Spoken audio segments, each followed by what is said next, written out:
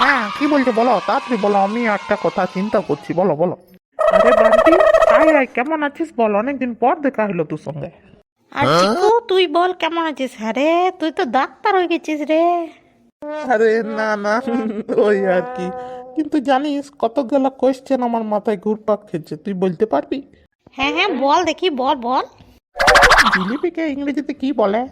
খাসি তেলে ভাজাও খায় না, ফাস্ট ফুডও খায় না, তাহলে খাসি চর্বি হয় কোথা থেকে? আচ্ছা, পরিশ্রমী যদি সাফল্যের চাবিকাঠি হয়, তাহলে গাধা বনের রাজা কেন লয়? আচ্ছা বলতো, যাদের মেমোরি লস হয় তারা সব ভুলে যায়, কিন্তু নিজের ভাষাটা কি করে মনে রাখে? ওইটা তো তুই জানবি, তুই ডাক্তার বটিস। আরে বাবা, আমি পশু পাখিদের ডাক্তার বটি, ওগুলো কি করে জানবো? হ্যাঁ। আরে, জল ফুটিয়ে খেলে জলে থাকা জীবাণুগুলো মরে যায়, কিন্তু ওর ডেড বডিগুলো তো ওইখানেই থেকে যায় বল। যে তখন গরিব আনাইন ছিল, সে কি করে জানতে পারলো তখন কোঠা ছিল? না বন্ধু, বুঝলি, তোর কোশ্চেনগুলো সত্যি ভাবার বিষয় বেটার রে।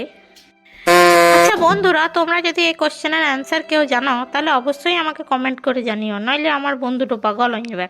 আর হ্যাঁ, ভিডিওটিকে লাইক করতে আর চ্যানেলটিকে সাবস্ক্রাইব করতে ভুলো না, জানো আমরা আবার আসবো অনেকগুলো ভাবার বিষয়, চিন্তা ভাবনার বিষয়, কোশ্চেন নিয়ে।